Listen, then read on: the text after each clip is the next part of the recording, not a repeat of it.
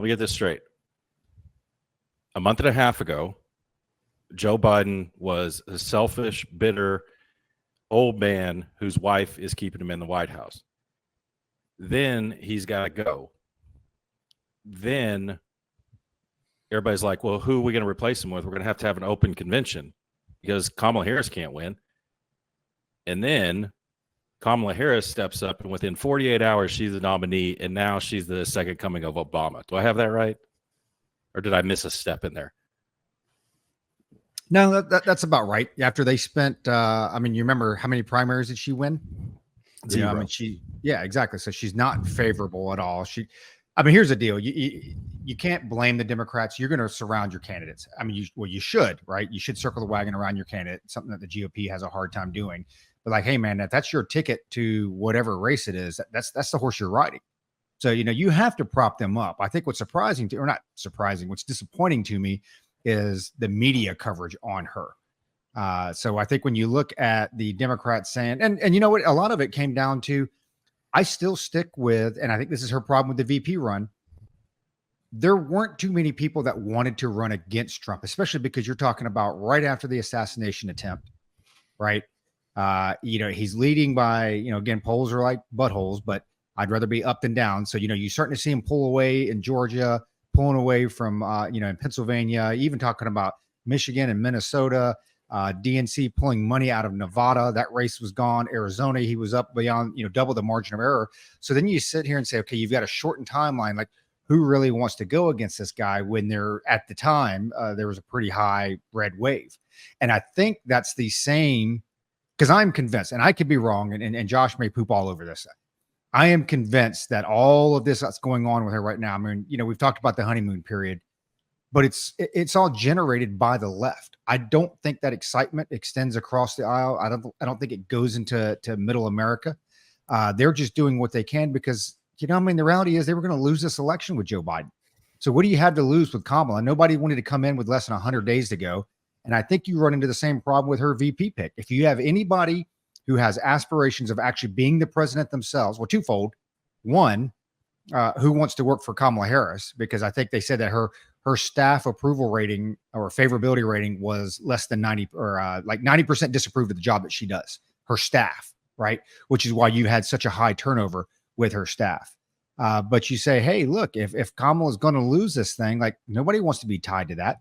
And that's the best case scenario. Worst case is what if she actually wins? I've got political aspirations. She actually wins, and I'm stuck being VP to this moron. That's my take of it anyway. I did miss a step, Josh. I missed the step where Joe Biden was a senile, selfish, old man, and then he was George Washington 4 days later. I missed that step, but I think I got all the other ones. Well, there was a step before that where, he was, quote, sharp as a tack. Right. And then the debate happened, which that may actually go down as, now, depending upon how you look at it, and which way which lens you view it through.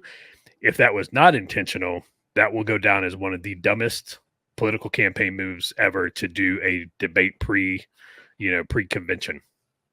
That was just, it was completely unnecessary. That was intentional, right? That was intentional. Now, if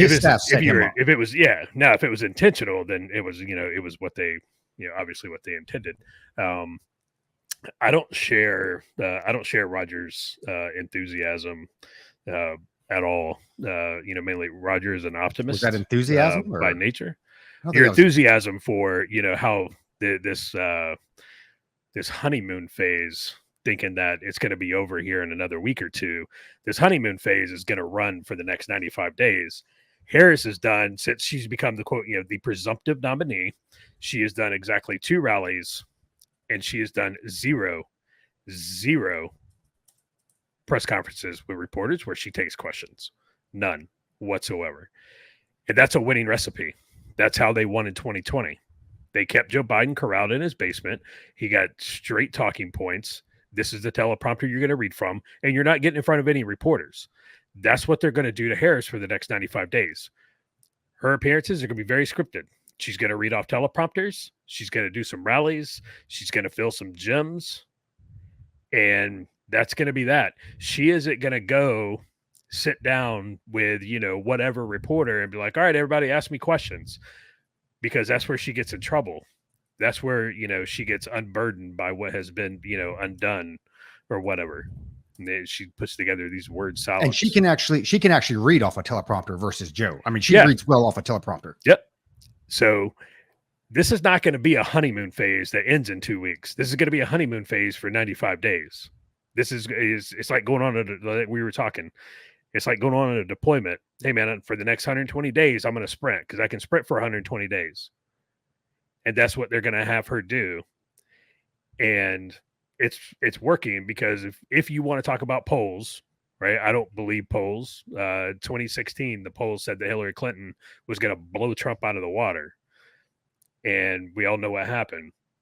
If you believe the polls, if you want to buy into that, if the election were today, the general election has Harris up +2.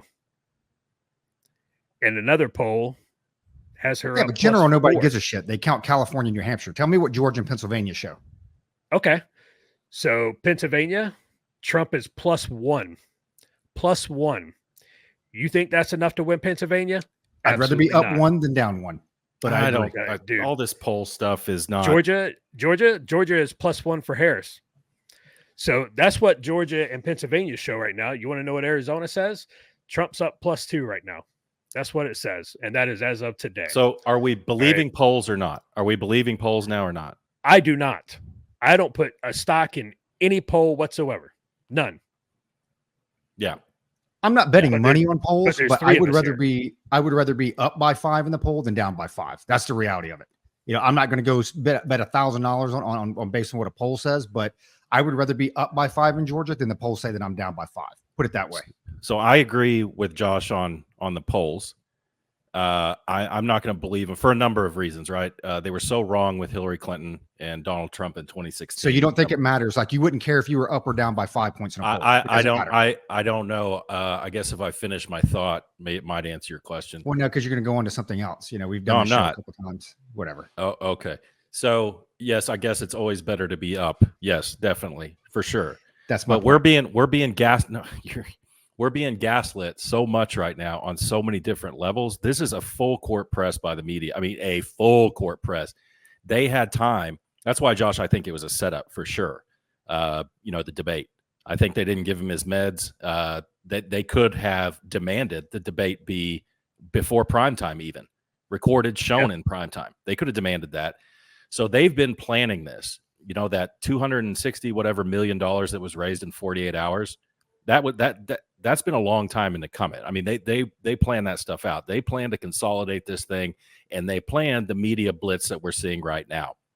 It is so coordinated, to include the attempted assassination on President Trump.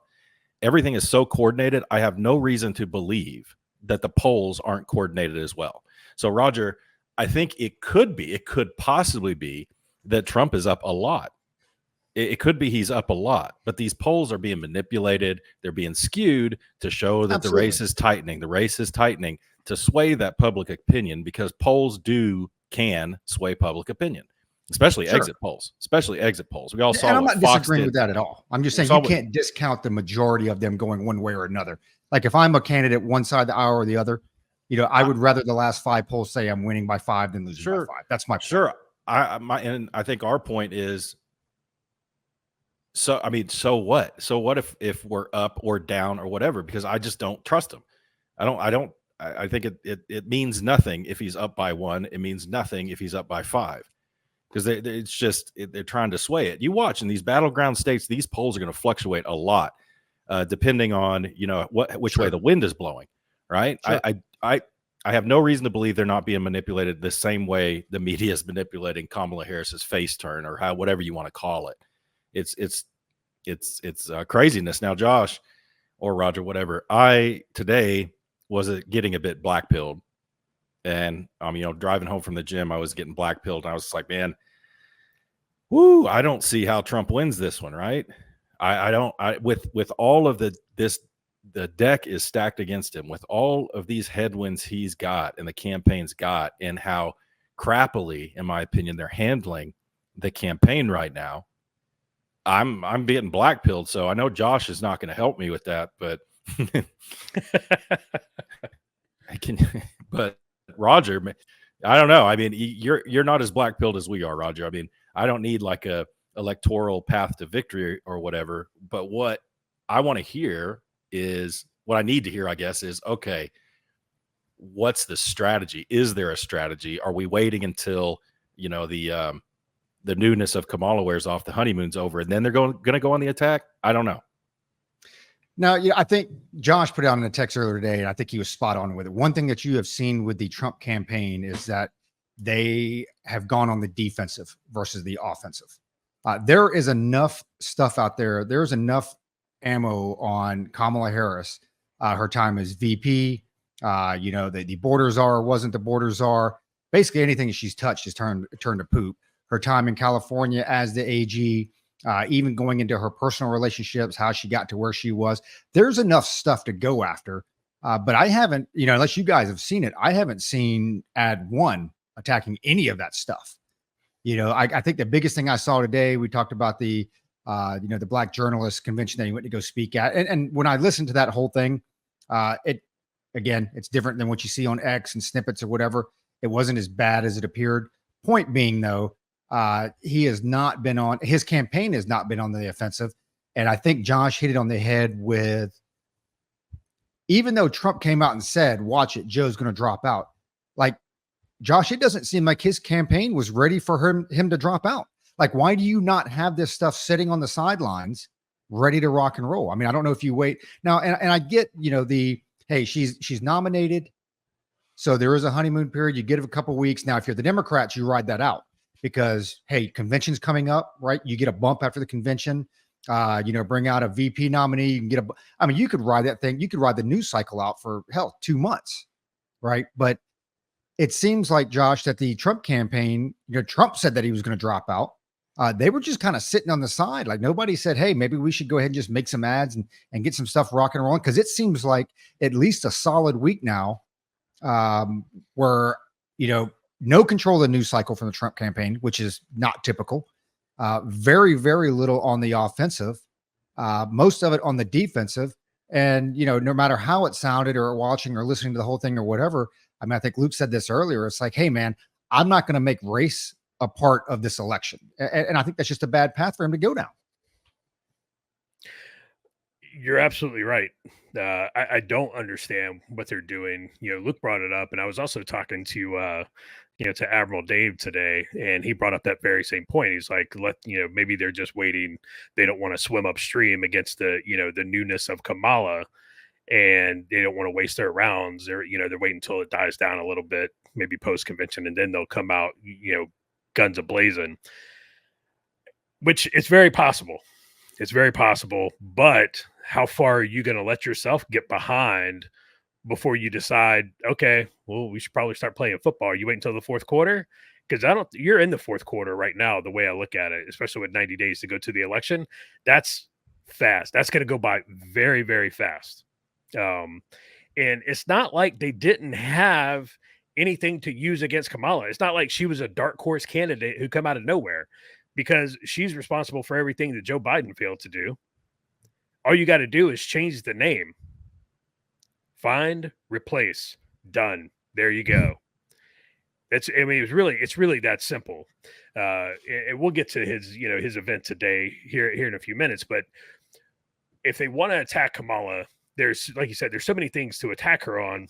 I'm going to read a few things that I pulled up. So she cast 33 tie-breaking votes when she was, as vice president so far.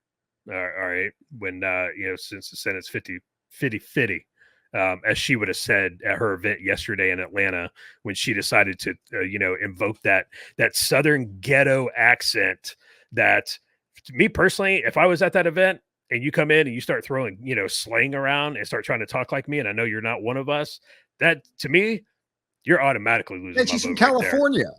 Yeah, so you're from California. You're Ivy League. She has not lived in the project. She has not lived in the ghetto.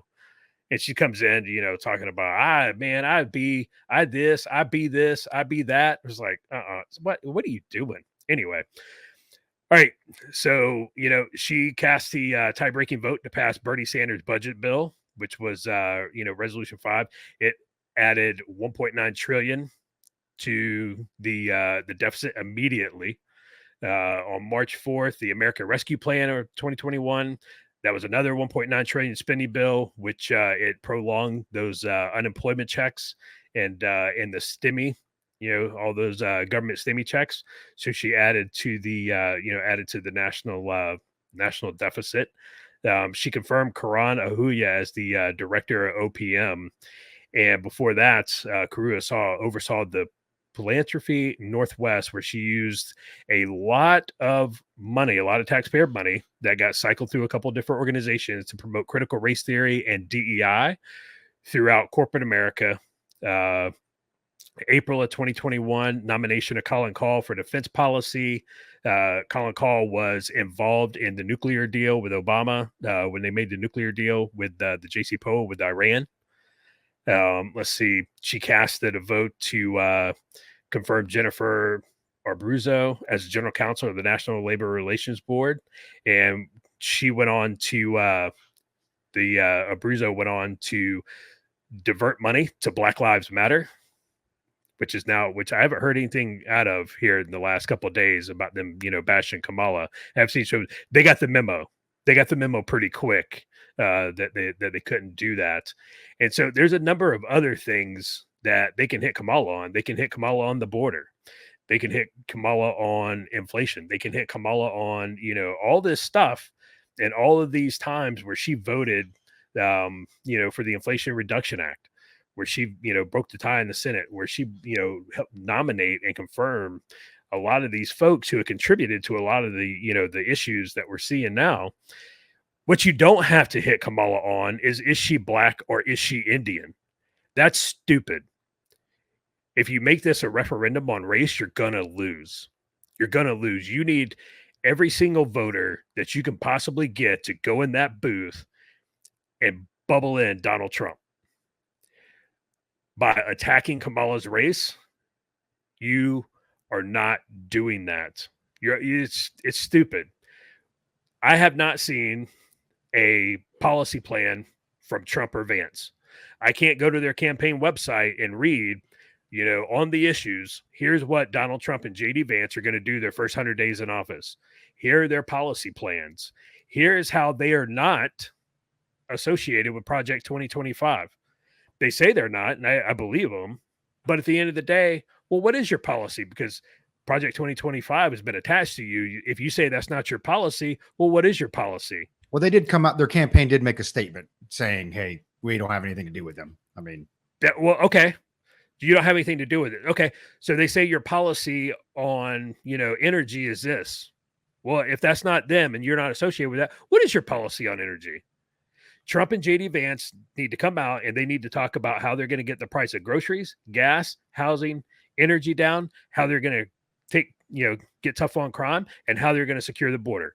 That's it. That's all they need to talk about, because that's what people care about. And that's what the average everyday American who goes to the grocery store and the gas pump damn near every day, that's what they need to hear. They don't need to hear that Kamala Harris isn't African American, that she's from Jamaica, and that she's half Indian. At the end of the day, your average voter in the Midwest, your average voter in the suburbs, they don't care about that, except for all the white chicks that are on SSRIs, drinking that cheap box wine from the bottom shelf of, Whole Foods, which they're not voting for Trump anyway. So you're not trying to win them. I think their campaign is, I think they're really, really screwing it up right now. And even, if they're waiting until after the convention to where she's officially nominated as a nominee, I think they're getting too far behind to do themselves any good. Because what happens when they come out at the convention and she picks, a Shapiro or she picks a Newsom as her VP? You don't want to be far behind with that, because the media, man, they are going, man, holy cow. well, that ain't happening. I think that she'll announce. I think she'll announce next week who her VP is, and I'm leaning towards Shapiro. I'm leaning towards Shapiro right now, but really, yeah, I think so. Well, either Spiro or Kelly. We had this conversation. I mean, he's been last pretty week, but- vocal, right? Like lately, Yeah. he's been pretty vocal as far Yeah. as in support of her. I just can't believe her campaign would pick them, Well, especially or him, especially after whatever. Well, we'll see. We'll see what happens with Israel, and we can cover that later. Which was, the biggest balls move I've seen in a while since Soleimani was killed. But let's stick with this topic. I mean, yeah, I'm with you, Josh. They've got to put forth some policy stuff because or put out some major attack ads in Pennsylvania, just using her words. Did you talk about the infrastructure thing, Josh? I didn't hear you mention it. Did you? No, I didn't get to that. She was in charge of getting, just after they made her the border czar, they put her in charge of, providing high-speed internet to rural areas, right? Yeah. And the electric school buses as well.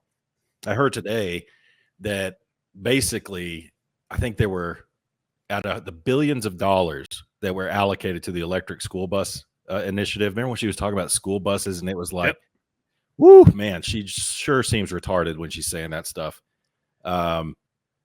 I think each school bus that was provided, and there weren't very many, I want to say there were 60 something at a cost of $16.7 million a piece.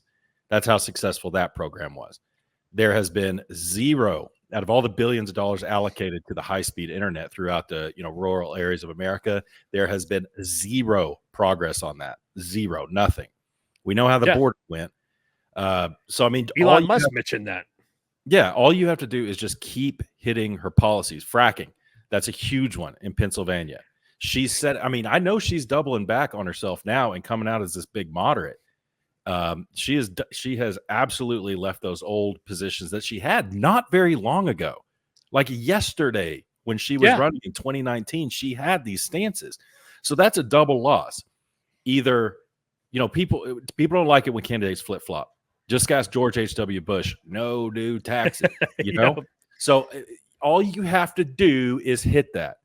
You got to start hitting it. And I think some of these big-time donors to Trump are starting to get a little upset about this. Ben Shapiro being one of them. He is not happy with the way they're running their campaign. So there's just all this ammunition. But you're absolutely right about the convention. We can't wait around for the convention to start whatever, because the convention is still 3 weeks away. I think it's like the 19th through the 22nd. That's 3 weeks. There's only 95 days left to the election as of this recording. You got to start. I mean, next week, you've got to get going, and these attacks, I'm telling you, these attacks and this, what the Harris campaign is doing, calling J.D. Vance weird. And then with the whole brat thing, some rap song, Kamala is so brat. That's not going to work. It's weak sauce. It's just weak. So I think the maybe Roger disagrees, but the wrong call is to sit back and let them implode, which they very well may do. They very well may do that. But yeah, man, I still think that there's a relatively long way to go, but I will not be saying that on August 19th, 3 weeks from now. I won't be saying that. I won't be saying there's a long way to go. It's like, okay, we're getting down to damn near crunch time. No, I agree with you. I mean, I think to sit back and do whatever it is they've done in the last couple of weeks. I'll make this one real quick and throw it over to Josh. It looks like he's got something to add to it. But I mean, Trump's got some smart folks around him. I mean, he's got Hannity there who talks to him. Laura Ingraham talks to him. I think even Tucker Carlson provides some advice. They see what we see. So what else is going on? I mean, these people are smart folks. They're in touch with the people. They're out there all the time. They're telling him what we're telling him. So is it intentional? I mean, is it like Luke says, because I really look at that news cycle, right? And like you said, 3 weeks? I didn't realize it was still 3 weeks away. I mean, you can ride this honeymoon period to the convention, right? And then what? You got another week and a half after that to ride that out. You got a VP. I mean, you could ride this thing out for another 60 days. That's 2/3 of the time left. So, Josh, what are his? I mean, I'm certain that the folks around him are telling him what we're telling him. So, what reasoning do you think he has on his end that, like, man, we're just going to sit back and kind of let this play out for a little bit? Are they? Are they telling him? They gotta be. They gotta be, man. We can't be the only ones seeing this. I mean, they gotta be seeing this. Just, you know what? I mean, I looked it up while you were talking. You were like, oh, BLM got the memo. They hadn't come out and said anything. You know what? Their last post, like attacking her, was when we did our episode. I pulled it up. I was like, that was the last post. So yeah, I mean, it was very, very clear. So it's like people are out there seeing what we see. It's like they've got to be advising him the same stuff. Well, if they are advising him of the same stuff, then he needs to take heed to it. And maybe they are telling him this, and, you know, DJT is being DJT, and, you know, I'm going to do what I want. And, you know, he did have a rally today in Harrisburg after, I think it was after he went, you know, and sat in at the National Association of Black Journalists, which, you know, we can talk about next. You know, he had everybody fired up in Harrisburg, and, you know, it's a Donald Trump rally, right? And, you know, and it's his first one back in Pennsylvania since the assassination attempt. You know, he's going back to Butler at some point. He announced that, but he hasn't announced you know, the specific date for it. But he's got to start doing something. You know, I watched a couple of JD Vance's pressers, I guess, you know, some of his engagements. They're not attacking Kamala on the policy stuff. They, you know, JD Vance talked about how much of a failure Joe Biden is. And it's like, hey, guy, guess what, man? Joe Biden's not running against you. And it wasn't, you know, Joe Biden did this and Kamala doubled down on it. You know, he wasn't, it was just a flat out, you know, like a 5-minute answer on Joe Biden. It was like, Joe Biden's not on the ticket, but you guys have to get past that. So it just, nothing I'm seeing makes sense. And if people are telling them that and they're just not, you know, listening, then I don't know what to, you know, I mean, hey man, you know, can't help you. But if the people around them aren't telling them that, because at the end of the day, man, like, you know, you guys are smart, but at the end of the day, we're nugs. And if we can see it, supposedly those quote unquote smart people around him have to be able to see it. But if they're not telling him this, I don't know. I don't have high hopes because, you know, it was all, this is very much, you know, 2020. I've seen some of the other stuff on X and, you know, some of the other social media about, hey, just trust the plan, trust the plan. It was like, yeah, no, dude. Like, we heard that in 2020. How many times? Trust the plan, trust the plan. It was like, what plan? Like, what are you talking about? Like, there is no plan. And, you know, and then the other thing that, you know, bugs me is I see Kamala Harris ads all day, whether it's on the TV, because I got the TV in the living room up and going during the day, you know, so I can, you know, keep my office doors open so I can listen in and you hear what's going on social media. I see Kamala Harris ads. I probably see one Donald Trump ad for every 5 Kamala ads. So again, like, what's going on? What are you waiting on? What are you doing? And the other thing, I've seen almost every single prominent Democrat come out on social media, and, you know, they've got a couple of posts out there per day, you know, hey, Kamala's, you know, got to vote Kamala, got to vote Kamala, got to vote Kamala. I've seen some, but I haven't seen a lot of the prominent Republicans on social media come out and say, hey, Trump. So it's almost like the GOP doesn't want to win. It's almost like they've gotten so used to losing. Well, a lot of them don't. They don't know how to win. A lot of them don't. That 2020, yeah, it's what we talked about with, you know, 501c3s. You know, it doesn't benefit you to actually solve the problem, but I think there's a little bit of that going on. Yeah, it is frustrating for sure. It's like the 2020 vibes going on, right? And what I want to believe is that 2016 or 2017 through, you know, 2019, just before COVID hit, that, you know, Trump has something up his sleeve, because we've underestimated him before, right? I'm just hoping he has something up his sleeve, but it just doesn't look like it. I'm feeling that 2020 energy. And I'll say this about Laura Ingraham and Sean Hannity. I maybe they're saying that stuff, but I see those two as Trump sycophants. I really do. where they just say what they think he wants to hear. You're doing great, Mr. President. You're doing great. You're doing perfect. You're not making any mistakes. You're a genius by hiring all these people. And Tucker Carlson's not like that. Tell you that right now. He's gonna tell it like it is. Which, by the way, I was really happy to see Tucker Carlson's show is #1 on Spotify now. Remember when AOC said canceling people does work? It's like, yeah, not in this case. But that was cool. So the National Association of Black Journalists. I actually had to shut it off because I felt it was going so badly or so poorly for him. My wife continued to watch it, and she was just like, "Oh," I could hear her from the other side of the house groaning that it wasn't going well. But Josh and I shared that, and Roger, I don't know if you watched it, but you shared some social media reflections on that maybe it wasn't as bad as I thought. I thought Ben Shapiro had a really good point.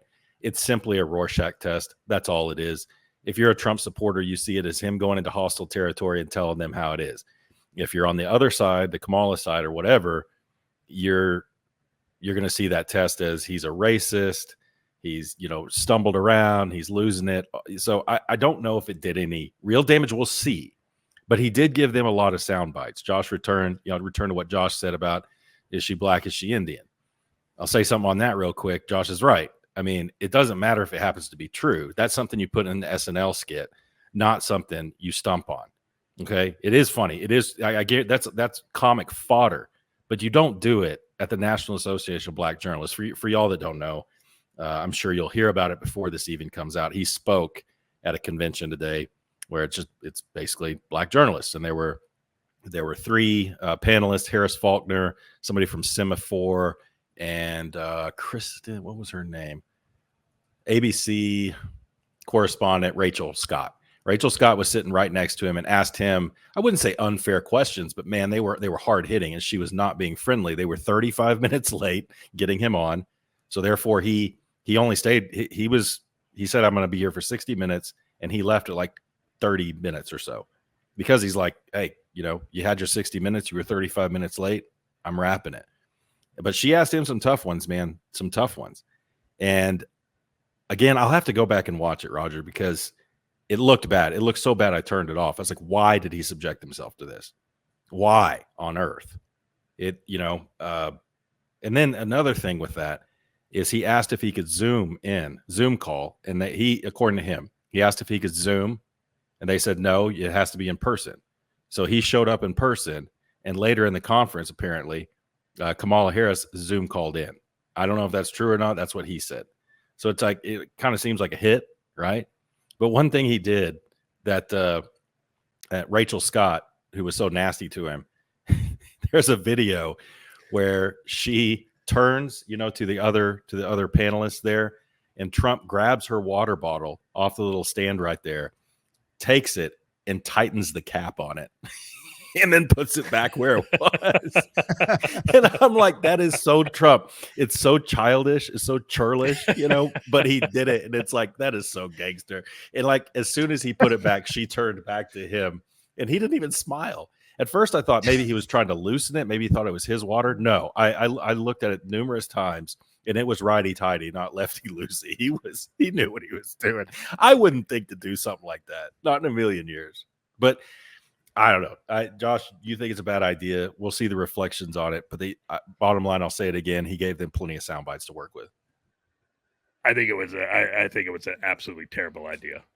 Like you said, he gave them sound bites, and we live in a world of 240 characters, and that's what people are going to see. The people aren't going to sit down and watch 35 minutes of that to be like, well, what was the context, right?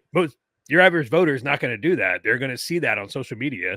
They're going to see 240 characters of Trump, attacking, Kamala's race. And it's like, and that is something that is, that's beleaguered him his entire, since 2016. Right now, is it correct? Is it correct that Trump is a racist? No, absolutely not. Because minorities loved him before 2016. They loved him before they were told not to. And in 2016, it was like, oh, no, you can't like him, because he's racist. Oh, okay, but it's something, and he does it. He's, to this day, does not have a good answer when he gets confronted. He just does it. When Joe Biden confronted him in that debate and was like, what's your message to the Proud Boys? And he's like, stand by and stand down. It was like, are you you're going to get confronted on, Charlottesville. You're going to get confronted on, some stupid crap. You should probably have an answer for that to put it to bed. But to just do what he did, start freewheeling and freestyling. I don't know, man. He gave him plenty of sound bites. The Kamala headquarters X account was putting them out as it was happening, right? And these things are getting thousands and thousands and thousands of views and likes and retweet. Like, that narrative is out there, and it doesn't matter whether the narrative is correct or not. Whoever is first, that's the narrative. Right. And that's where, journalism went wrong a long time ago. And I forget who said it. It was like, you're not even trying to be right anymore. You're just trying to be first. And whoever is first, they establish the narrative. Now you've got to swim upstream against that. I wouldn't have gone. I would have done it. I would have been like, absolutely not. Nope. And to go on stage with Harris Faulkner and 2 other black females, like, are you crazy? I'll give him this. The guy's got stones. Right, to walk in that room and be like, "What's up?" But from a political campaign move, I think it was a bad idea. I mean, Harris Faulkner, she's fair. I mean, she's on Fox. She tends to lean right. She's fairly conservative from what I can tell. And both of you are spot on. The takeaway from it's going to be the sound bites. When I went back and looked at it, and I texted out to you guys, but when you see the whole piece up front, what you're like, okay, this is classic Trump being Trump. Like, and I'm not going to bore everybody and read it till you can go look it up yourself on YouTube or whatever. But he's basically like, hey, you're 35 minutes late and you didn't even say like, good morning. You just came right in and blah, blah, blah. And so then Trump cooks off and does what Trump does. But like, to what Josh said, nobody's going to see that portion. Nobody else was going to even tune into this, nor did I even know it was going on today until you start seeing the tweets come out, right? Or the Twixes come out. Then you're like, oh, what's this? Now you go look at it. And again, I've only seen it posted once or twice with the context of the entire introduction to where it leads into that. And then when you listen to it, you're like, okay, I get it. This is Trump being Trump, but that's not making it out there 99% of the time. So, the downfall to all that is going to be the sound bites. And I think what he missed his opportunity on was, hey, who's not here? And again, he posted it, I think, once or twice. And, I think he even mentioned it, I think he might have even mentioned it in the interview. You said that, you had to be here in person. Where's Kamala? Like, that to me is what you hit home on. And I think the 10-meter targets, like Josh said, man, it's the, you're going to get asked, and I get it. Snopes came out 7 years later and debunked the Charlottesville thing and this and that, but your common person doesn't track that stuff. It's like, hey, here are your top 5 or 10 things that people hate about you or what they think about you or what the narrative is about you. You probably have to have a good 5-10 second response to those that are going to get thrown out over and over and over again. Because I would tell you this, you sit there and you call me a racist. I'm like, Kamala Harris, you just called the man that you work for like one of the biggest racists in the Senate. But he's so much of a racist that you're his VP. I mean, there's so much ammo there that you can come back with, right? That they just failed to do. He could have thrown out, here's what I did for the black community while I was in office. Here's what I did that. Guess what Kamala Harris did for the black community when she was the Attorney General of California? Right? Right. She misused evidence to keep black men in jail longer so she could use them, so the state could use them as cheap labor. Right. Last time I checked, that harkens back to slavery. Oh, by the way, the whole Charlottesville thing, you got, the black community keeps bringing up, or Kamala keeps bringing up, right, to keep that attack on her. Guess what? Yeah, even Snopes debunked that X number of months ago. After how many years? Yeah, they finally came out and debunked it. So what you got? And it would have just absolutely kept hitting her. And those have to be in your pocket. Those have to be in your pocket, right? Like you're just ready to throw those out. And he's a business guy, right? He's got to have that elevator speech ready to go. But what does he say? I've been the best president for black people since Abraham Lincoln. It's like, really? Is that quantifiable? That quantifiable, guy? Like, come on, man. This is the stuff that he's he's got to get this down when it comes to debate time. When he gets on that stage with Kamala in a debate, he's got to be able to just like he did with Biden. Here's the facts. Here's the stats. Here's what I did. And then just let Kamala ramble, because she will eventually. Kamala will turn into a word salad because she ain't got a teleprompter in the debate. So she'll word salad it. But he's got to have that stuff ready, and he's got to have that stuff ready to go. I've even heard JD Vance with it, and that guy is smart. That guy is sharp, right? And it goes back to what we opened this thing with. I don't know what they're doing.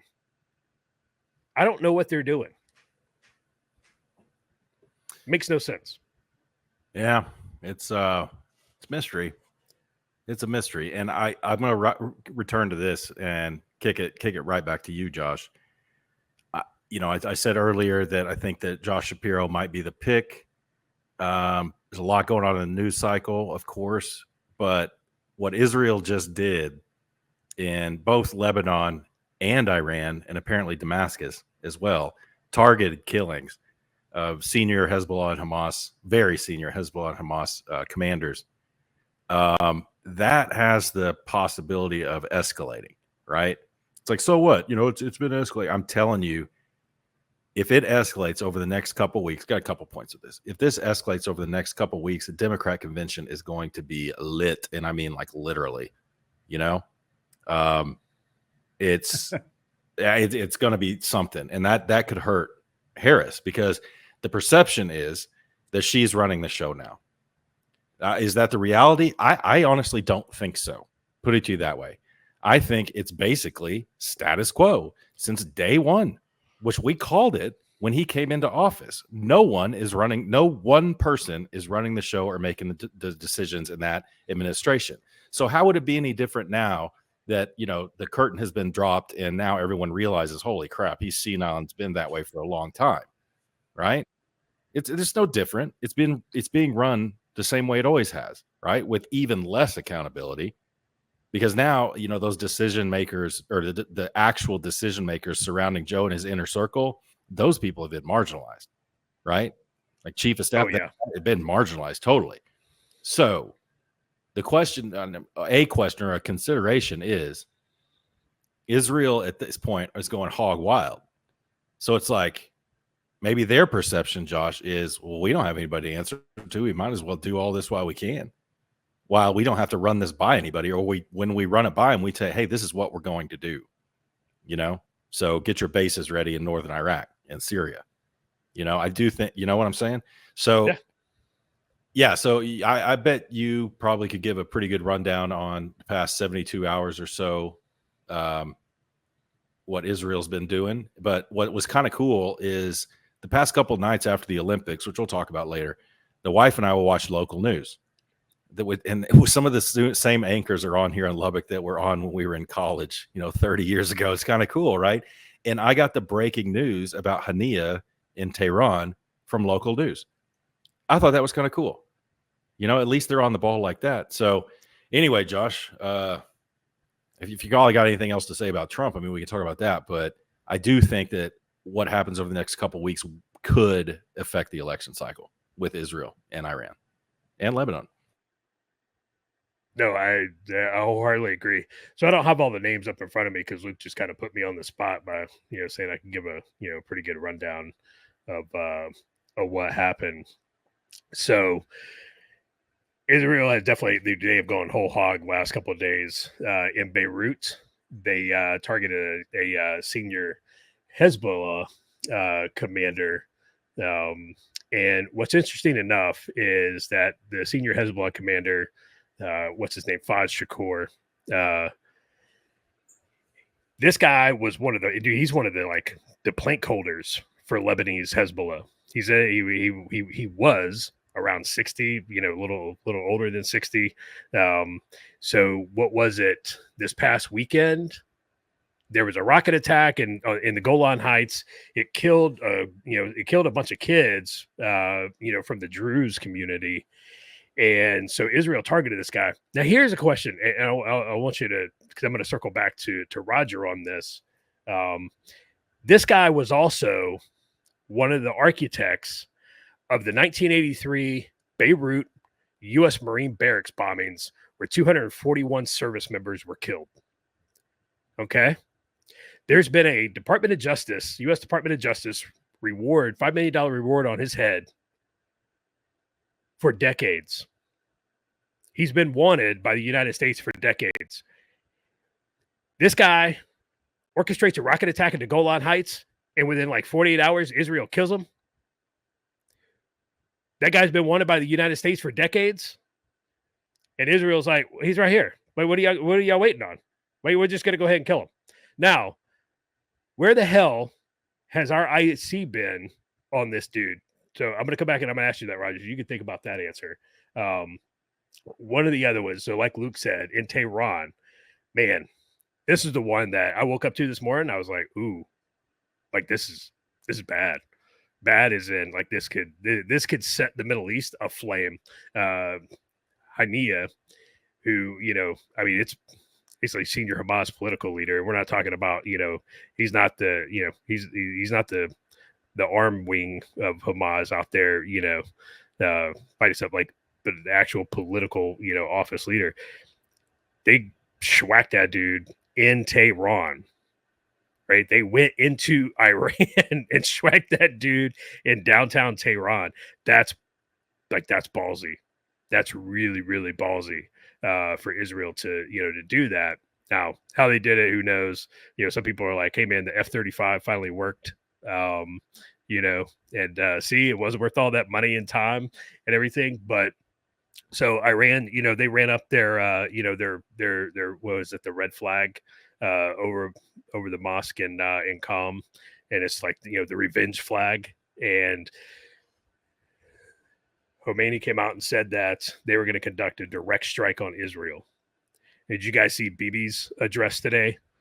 So Bibi came out and gave a televised, live quick. He didn't take any questions or anything, but he basically came out and told Iran, you do what you think you need to do. And if you take your best shot, which that man, that does not, we'll see what happens. The last time this happened where, Iran, ran up the revenge flag and said, we got to do that. They launched some ballistic missiles at Al-Assad Air Base and a couple other, things in Iraq. And, of course, it was back channeled. Hey, we're going to do this. We got to do this. And this was after, we schwacked Soleimani. And so we knew it was coming. We knew what time it was coming. So we moved a bunch of folks that, could move, went and hung out in the middle of the desert, waited till it was over, then went back. But some folks didn't go. Now, that was against us. This isn't going to be against us per se. This is going to be directly against Israel. And that's one of Israel's red lines is direct strikes, from Iran. Because up till now, it's proxy. Anybody who's been following it's all been proxy. Hamas, Hezbollah, Kataib, the Shia militia groups. It's all been that up till now. Now, when you actually have missiles leaving, inside Iran proper, headed to Israel, then we'll see what happens. And I don't know if it's going to be another 100 drones like they threw up there and everything that we went out and we were like, okay, we'll help you shoot them all down. Did you see, complete side note, did you see the female fighter pilot? They're saying that is now an ace because she had, I think, 3 or 4 air-to-air kills. And it was like, I don't think drones count. Like, I'm just going to go out on a limb, bro, and say, I don't think those drones count. But that's just me. Anyway, so we'll see what happens. But like Luke said, that has a chance to get, that has a chance to go sideways pretty quick. And if the Middle East descends into, just absolute anarchy, that helps Trump. That helps Trump every day of the week and twice on Sunday. So, Roger, I'll go back to that question and ask you, how has this dude been running around for decades, since 1983, and we wanted him after orchestrating, the car bomb attack on the Marine barracks, killed 241 service members. And this guy's still alive, and he attacks, kills a bunch of kids in the Golan Heights, and within 48 hours, Israel's like, yeah, he gone. Like, how does that happen? Like, what are we doing? Well, you already know the answer to that on our side of the house. From the Israeli side, it's an Israeli asset gone bad. I mean, there's probably no doubt in my mind that he was probably providing some information for a decade or two. If you ever read the book like Triple Threat or whatever, you kind of saw that happen and it ended up with the Fob Chapman explosion. So I think, you're probably looking at an asset operation that ran on for 2 decades that went bad. And they said, okay, time to pull the trigger on that. That's from the Israeli end. From our end, I mean, we've talked about this, and Luke kind of throws some jabs out there every now and then where, if only we had like what's your term? What's your little coin phrase there you throw out? Like an operational, strategic national intelligence agency. If only we had something like that. Yeah, exactly. So I'm convinced that's what happened with that. The Tehran strike. I mean, so everything I've seen shows or mentions an airstrike. Now I don't know what that means, right? Like what kind of airstrike? That can be anything. But I tell you what, to hit a target inside Tehran, I mean, dude, that's ballsy, and that's how the Israelis do it a lot. And it's kind of weird when you read the newspapers and you read the headlines. One, it's not catching as much news as I thought it would. Like when I turned on the news this morning, last night, after he'd already been asleep for about 8 hours, and Luke's, I think you texted, you're like, holy cow, man. And like, wow. Okay. So I'm waiting for today, like all over the news for it to be blown up. Nah, they're still talking about politics and some, campaigning and, if there's going to be a debate or not, and then a little bit of Olympic coverage. And and this is even like on Fox. And then, oh, by the way, we schwacked the Israelis schwack, the political leader of Hamas. Like, man, that's a pretty big deal. And they schwacked him inside Tehran right after he left the inauguration ceremony of the new president of Iran. Right. So, I mean, I think we all agree that's obviously a statement that, hey, you're not safe anywhere. I can reach out and touch you. What worries me about the whole thing, and normally I wouldn't care, like if Trump was in office, when he was in office, and we, took down Soleimani, I wasn't so much worried about retaliation with us. And again, the Israelis are responsible for us. Do they hold us accountable? As far as Iranians, yes. But my worry is that we don't have the same stronghold or respect, or I guess deterrence that we had back when you look at Trump and we talked about, before with Reagan in office, where it's like Iran thinks like, hey, there's a good possibility where, we can retaliate and the U.S. isn't going to do anything about it, because politically it puts the Biden-Harris administration in a jam big time. And I think, my immediate reaction when that happened, when Luke, said that he was schwacked, was like, hey, there goes Shapiro. He's not going to be VP, because you've got you already have this big rift. And like Luke was saying, the convention is going to be lit. Now you got to worry about Michigan. You got to worry about Dearborn. They're already angry. Now they're going to be extremely fired up. And then you pick a Jewish VP. And I'm not trying to go off topic there, but it does. My thing is, it opens up a lot of challenges for the Biden-Harris campaign. So when you look at those politics, Luke, what do you think? Like, if you're the Harris campaign, what is your stance? Because they've been trying to walk the middle of the road, right? What is your stance? And I mean, you would think that eventually, and be honest with you, I don't think I've heard, and one of you guys correct me, I haven't heard a statement from either campaign on the strike. But if you're the Harris campaign and you are eventually asked about it, whatever, I mean, what is their stance got to be on this going into their convention? That's a good question. I mean, I think that, to go back to something I said near the beginning, that the strike reflects poorly, I think, on Harris, and by virtue of it reflects bad on Biden, but by virtue of that, it reflects bad on Harris. That's why it's being not necessarily memory hold, but this is coordinated. They don't want to cover it. They don't want to cover it because it reflects poorly. Like I said, I think this is very, very coordinated to a 1984 level, and it's kind of getting scary. It really is kind of getting scary. When you talk about the assassination, the Google search, everybody's seen that, where people were grabbing unreal. God, people were grabbing screenshots for those of you who aren't, up on the news too much. People were going into Google. I did it myself, and they were typing in Donald or assassination Donald, or wait, what were they saying? Assassination attempt, and people were trying to spell out Trump, and they would say assassination attempt TR, and it would come up Truman on Google. You had to type in all assassination attempt Trump, and still it reflected no hits. If you hit enter, then you get stories. But the algorithm is like, that was intentional. They do not want that out there. That's called memory holding something. That's straight out of Orwell. It's getting kind of scary. That that's off topic and it's not answering your question. But I think by the time they make a statement on it, it'll be because the situation has escalated so much, right? They'll have to make a statement because I typed in the chat, how well did the last strike go when Iran got all big and ballsy and launched like 82, UAVs and ballistic missiles, and only one hit hit inside Israel or something. All of them were shot down. I think everyone's hoping that Iran will do the same thing and it'll be a non-story. The stance on it, maybe they don't have to have a stance on it. Maybe that's the best. Maybe that's the course of action. Just don't say anything. Let's see where this goes. As far as why Trump isn't saying anything, I have no idea. I have no idea why that campaign's not covering it. Not saying, yes, great thing, because it is a great thing. You frame it like Josh, he did a really good outline of that. I know that Haniyeh wasn't responsible for the Beirut thing, but the Hezbollah dude was. And not only, did they kill a bunch of our Marines and other service members, that also plunged Lebanon into a vicious civil war where hundreds of thousands, maybe millions of people were killed. It was bad, man. I mean, like Bosnia times 20. It was no joke. So it's like, yeah, that guy needed to go. So let's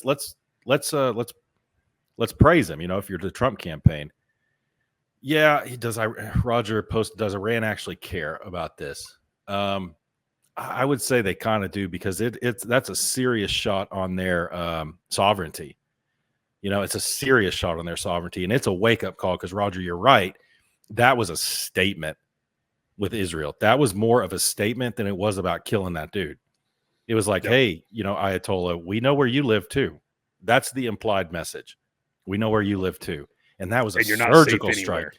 You're not safe anywhere. That was a surgical strike. I don't know if you guys have seen like the footage or the pictures of where they hit it. They hit like a certain floor on a high-rise building. Yeah. And it looked like it only took out that one room. That's some, Munich, Eric Bana, going and killing all the Palestinian, PLO guys. That's some serious surgery right there. So the third order effects of this, and maybe not even third order effects, that I hope that Israel is considering, but hopefully some smarter people on the National Security Council, definitely not the leadership, but people who've been doing this a while, are considering, if I'm Iran right now, and I do actually care, and it is a shot on my sovereignty, because, man, it is. The people in Iran, they know that this happened. What's Iran's next strategic step? Yeah, they could, send some suicide bombers, some proxies, and hit some targets or whatever. But if I'm Iran, I get my nuclear program going, because we can't have this. I mean, to me, that's a logical next step. It's like, okay, screw the JCPOA, screw all this stuff. We have to get control of our borders and our sovereignty. And the way to do that is with a functional nuclear weapon. And that will change the game. It seriously change the game. I'm sure that was in Israel's calculus, but man, I mean, I guarantee that's not in anybody's calculus, any decision makers in the Beltway, because these people are morons. These people are morons. So, Roger, to answer your question and kick it over to Josh, he's got some stuff to say. I think that the smart move on the Harris is just not to say anything about it. Don't have a stance until it gets out of hand. And when it gets out of hand, blame it on Israel. Period. So it's kind of a non-answer to your question, but that's what I would do. Josh? No, I was just going to say they have to. Iran has to have a significant response to this, because you take a look, they've lost Soleimani, they lost Ibrahim Razi in the helicopter crash, and now they've lost two very, very senior Hamas, figure, and they've lost a Lebanese Hezbollah figure, both senior guys, and not to mention the IRGC one-star general who Israel killed today in Damascus. He was the head of their aerospace brigade or unit, right? In a strategic target, a strategic strike in Damascus. So they have to have a significant response because they're starting to hemorrhage senior leadership. And, like you said, they can't get far behind, in any game in the Middle East right now. And they're hemorrhaging senior leaders, and it's not sustainable for them. So they've got to put a stop to it. And supposedly their nuclear program, I mean, they're like months away, right? From actually having like enough enriched uranium to. Well, kind of. I think that's what I've been reading anyway. Kind of, and people don't really understand what that means, because when Blinken comes out, or whoever, Trump came out and said, everyone said this for years, Iran is 3 months away from a nuclear weapon. Okay. So what does that mean? It doesn't mean they're on the clock and they've got 3 months until they can put a warhead on top of a nuke. What that means is they've got the production capacity and capability. So when it's very complex with the physics and everything of enriching uranium. If they decide to flip a switch to actually start bombarding those molecules the right way and enriching it to a point where it's fissile material that can be used in a weapon, if they flip that switch on, it would only take them 3 months to have enough of this, fissile material that you could put to weaponize the uranium. It would only take them 3 months to make that amount. Okay, for one weapon. So it's that. I know I do a poor job of explaining it, but at that point, you still have to construct the device. You still have to put it on a warhead, and so it's 3 months from having enough fissile material to tip a ballistic missile with. But it's not just 3 months. You're talking, if it's only 3 months to get the material, you're talking a year. You're talking a year. Yeah, but I think it's more. You need to test it too. I think it's probably more the proliferation of that enriched uranium through their proxies. It becomes a bigger concern, right? That's definitely a huge concern. But yeah, definitely. But yeah, it's not so simple, right? It's not so simple to make fissile material and then put it on a warhead and then launch it in Tel Aviv. You have to test it first. You have to. I just wonder where that's going to go. I don't know. Maybe nothing will happen with this. Well, I mean, it takes me to, so, you look at Iran and to me, that's, you provide an excellent reason for them to continue with the enrichment process, or the ability to enrich. For Israel, like, what are we realistically and practically, what are we looking at as the end state for them? Like, we all know what they want, right? In a perfect world and this and that. But when you look at, obviously leveling Gaza and just wiping out Hamas, but you look at the strikes they've had in, Tehran, Lebanon, reality wise, what does the end state look for Israel in the next 12 months? I mean, what is going to be appease them to say, okay, we can have a ceasefire now? Geez, I hope you're asking Josh, but it looks like he's twixing something or whatever. That's a good question. That's a good question that you could probably write a paper about. Yeah. I mean, if you can answer that question, then either C3 is about to lose a host because you're about to be in the national security apparatus, or, you're about to make a lot of money. So what does it take for a ceasefire right now? I don't know that there. Well, not necessarily what it takes, but what do you think their end state is that they're looking at? Because it's no longer limited to just, Gaza, and then, okay, you've got some touch points here and there. I mean, they've made, like you said, some pretty expansive statements here. They have to break the back of senior Hamas leadership. They have to break the back, and in Gaza, it has to look something similar to the West Bank, where that's step one, right? And I think they're getting closer to that. They may be a year away from that. So yeah, so they kill all the senior leadership. They decapitate, break the back, and then come to the table with some form of government. where what is it? The PLA, right? Shoot, the one that governs the West Bank. But it's got to look similar to that. But right now, yeah, PLA. But right now, PLA is under the heel of Hamas because Hamas has the support of Iran. So you have to break that support, and you have to like either make a PLA West, in Gaza, and then you've got to go up north and take care of the problem there, up northern Israel along the border. But that's more of a Hezbollah thing. And I think I think Israel right now is just like, man, well, we're in it all the way. We might as well go to war with Hezbollah too. I think that's an answer, maybe not the right one. I don't think, the end state that they have to get to, I think you're right. They have to get to a West Bank type solution, and Bibi's come out and said that Israel will occupy Gaza. No matter what Gaza looks like in the future, in 20 years from now, there will be Israeli troops in Gaza, period. That way, and he's like, that will not change, because the first thing they got to do is, one, try and get hostages back, hold those accountable for October 7th. And then they have to destroy Hamas's capability to do that ever again. And so that's the first, that's the first step. And the second step is, occupation. And at the end of the day, they're like, we tried this with you. You didn't want to play by the rules. All the money and aid that you got, you decided to build tunnels, and buy weapons instead of making sure that your people had food to eat, open air prison while your leadership lived very immaculately, not only in Gaza, but, over in Qatar. But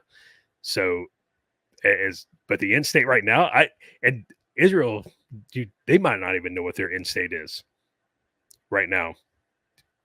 They may be the United States and Afghanistan, in 2006. They're like, I don't know what the end of this looks like, but I know right now we're just killing as many as we can, as quick as we can. And so, but the thing, Israel has the stomach to endure a lot for a very long time. The Israeli public has the stomach to endure a lot for a really long time, because for them, this is true. Like, we have two big oceans, on our side, and we have the, we have the slack-jawed Canadians to our north. They're not doing anything. And then we've got, Mexico to our south. At the end of the day, the U.S., our geographical position, we're good. Israel doesn't have that luxury. Every day is, they exist. And so they're willing to pay a price. They're willing to absorb a lot, to make sure that October 7th event never happens again. So, and people underestimate Israel, and people need to go pick up a history book. It asses me up. People are like, Israel can't fight Egypt. Israel can't fight Lebanon. The Lebanese military. They're not going to fight the Lebanese military, number one, because they're going to do what they need to do in southern Lebanon. And if anything, it's going to ignite another Lebanese civil war. Like Luke said, you want to read some shit, go read about the civil war in Lebanon in the 80s. Man, it was bad. Really bad.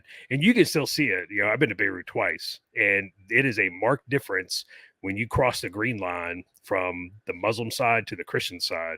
It is a marked difference. And that war in the 80s is still very fresh in their minds. But people need to pick up a history book, man. The 7-day war. Israel's no joke. When Israel's military decides, hey, we're going whole hog on this, you're getting everything we got, they can do some damage.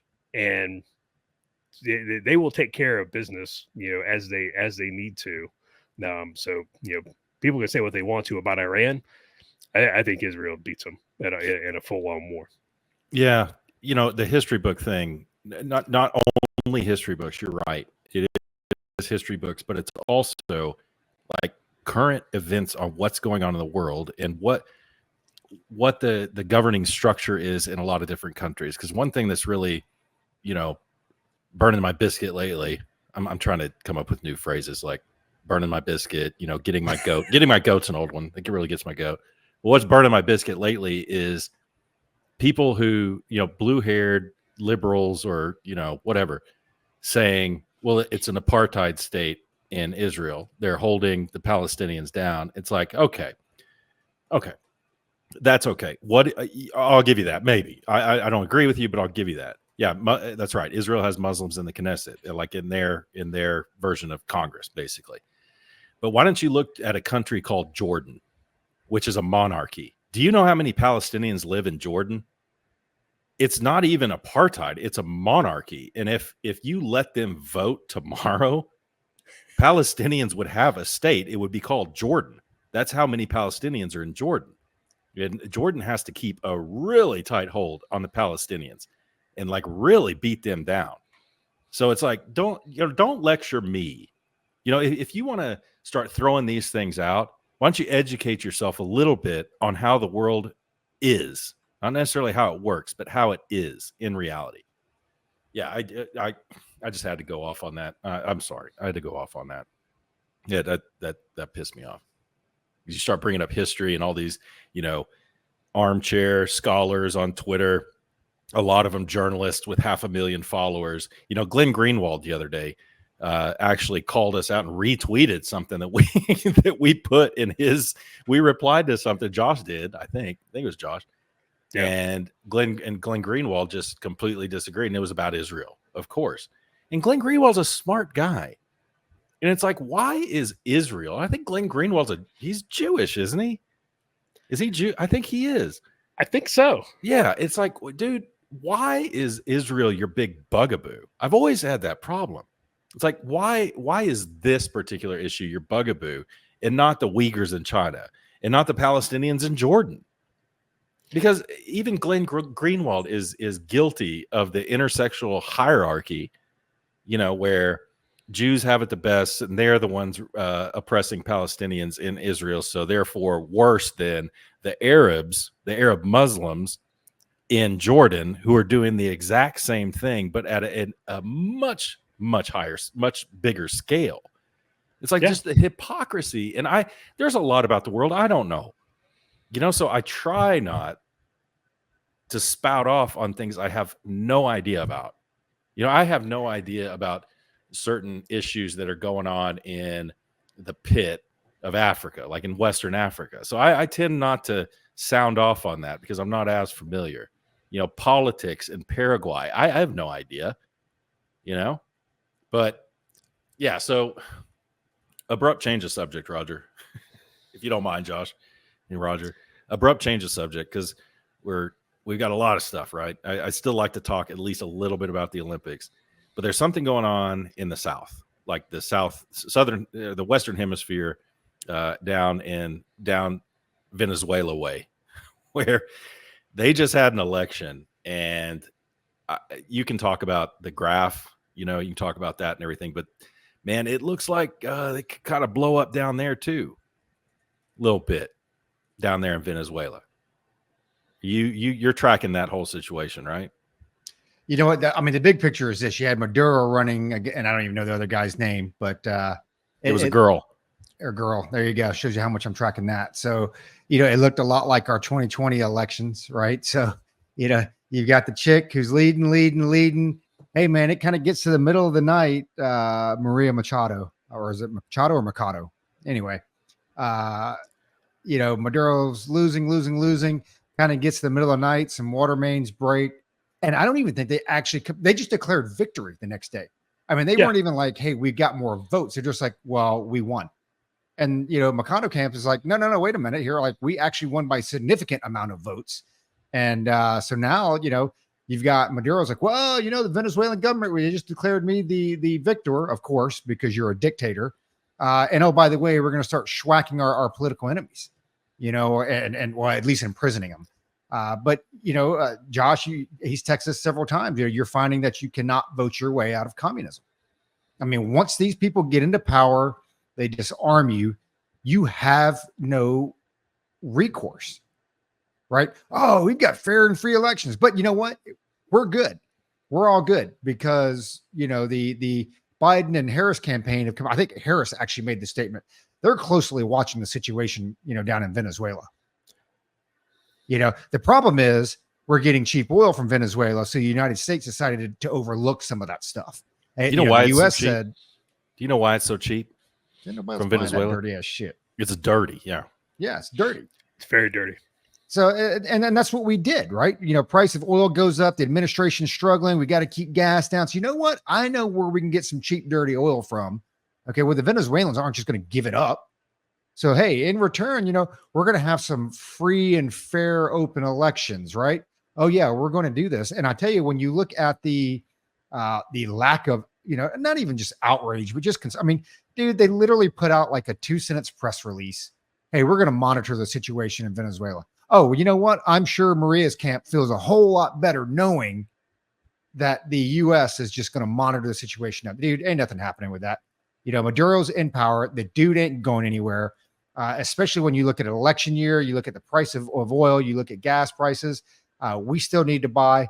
Maduro's going to be the president, dude. He's going to be the president for the foreseeable future. It's going to have to be an all-out revolution that gets armed by somebody, somehow, for that to go away. If only we had like a strategic intelligence agent, I guess you could call it an agency, and it would be central, and they would have an operational capability to arm those people.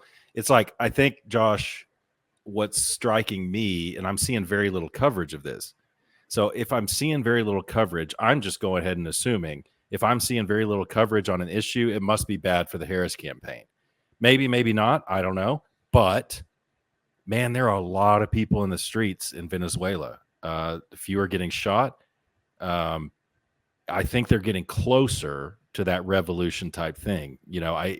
That's a lot of people, man. Let's say the vote was just 50-50, and let's say Maduro did actually win. You've got 50% of the people of Venezuela. I don't know the population, but it looked like there were hundreds of thousands of people in the streets. It's like at some point, it doesn't matter how many guns the government has. The government has this illusion of power, and that's what keeps them there. The illusion of power in the institution. But if everybody rises up, or not even everybody, 25% of the population ready to die. Is there, and I ask this seriously, is there, outside of just like a pure civil war, does the anti-Maduro do they have any foreign backing, outside backing, Colombian support, anything like that? Colombia and Brazil. Yeah, for sure. That's why I said, I meant to kick it straight to you, Josh, but that's why I was saying, I guarantee you there were people sitting in the Central Intelligence Agency who cover South America who weren't really expecting this type of outcome because they're just so stupid. They're so myopic and whatever. That's why I said, though, Josh, if I'm Colombia, and maybe this is happening, there's so little coverage. I try to reach out. I have a Colombian friend I talk to, once a month on Facebook Messenger. I try to reach out to him. Hey, brother, how's it going? He hasn't replied, and he always replies. So I had said, Josh, if I'm Colombia, if I'm Guyana, because Guyana's having some trouble with Venezuela right now too, and if I'm Brazil, I'm getting ready to mobilize to get troops to the border as soon as possible because all those countries border Venezuela. But maybe that's happening. I don't know. But it's kind of a crazy situation down there. It's something that a lot of people don't know about, and it's sad because those people in Venezuela. I know I'm rambling. I'm sorry, John. I'll kick it to you just shortly. But Venezuelans are living in a really crappy type situation that I'm afraid a lot of Americans are going to be living in a decade or so. Almost everyone that's in Venezuela right now is old enough to remember when it was really good. Life was really good in Venezuela. It was, the most prosperous country in South America just 10, 15 short years ago. And now, they're killing zoo animals to feed their kids. Like, no joke. It's bad, especially if you live outside Caracas. So I don't know, Josh, I rambled a lot. You go ahead, take it. No, you guys covered most of it. You go back and you look at the history of firearms in Venezuela in 1939. Venezuela passed, which is basically what we passed in the 1930s here in the United States, their own version of National Firearms Act, which said that civilians can't have a bunch of whole lot of different types of weapons, and it's all the good stuff, right? Machine guns and explosives and grenade launchers and granadas and Davy Crockett tactical nukes. yeah, exactly. Exactly. So and so Hugo Chavez doubled down on that back in the early 2000s, 2012 or something like that. Came up and was like, nah, even the guns that we said you could have, guess what, you can't have those no more either. So again, it's one of those things, and I am a Second Amendment absolutist. It's like the entire point of the Second Amendment is to have the same capability and the same weapons that the military has, and that right exists solely to protect yourself from a tyrannical government, even if it may be your own. Well, the Venezuelans don't have that anymore. But Luke is correct. At a certain point, the numbers, you can't kill all of us. You kill some of us, but you can't kill all of us. Well, Josh, they better have F-15s if they expect it. I don't know because I've been continuously told since January 6th that the half-naked guy in a loincloth and a Viking helmet and the fat kid was going to overthrow the United States government. They didn't have any weapons. So I don't even know if you need F-15s if you want to take on the USG. But Venezuelans are learning a very, very hard lesson, like Roger said. You can vote your way into this stuff, but you can't vote your way out. And I saw Anthony Blinken came out and was like, we are very concerned with the events that are unfolding in Venezuela, and we demand that Maduro honor the Venezuelan voters wishes. And all I could think about is like, man, that's really rich coming from you and your administration, because when you go back and you like Roger said, you look at that chart, it's Machado is winning, and then in the middle of the night it's boop boop after the Venezuelan military started blocking polling stations. They block people from entering the polling stations, and then you get this vertical bump, on this chart that puts Maduro ahead. And you're like, wow, that looks really familiar. Where have I seen that before? Oh, that's right. And at first, when I first saw it, I was like, this is a joke. This is parody. Like, this is, like somebody made this up. And you dug into it. No, it's real. And it looks exactly like what came out of the 2020 election, after water mains started breaking, and people started finding boxes of ballots, in the trunk of their 84 Buick Skylark. And you're like, this administration has lost all rights and privileges to lecture any other country on election integrity. The U.S. no longer has that. We no longer have that privilege. It's all good. It's all good, Josh. I don't know if you heard, but the Carter Center is on it. Here's something interesting too. So you guys remember, what was it, 2020, when a couple of former Green Berets, mounted up this army that they were that went away quick, didn't it? Overthrow Maduro. That went away really, really quick, right? Very quickly.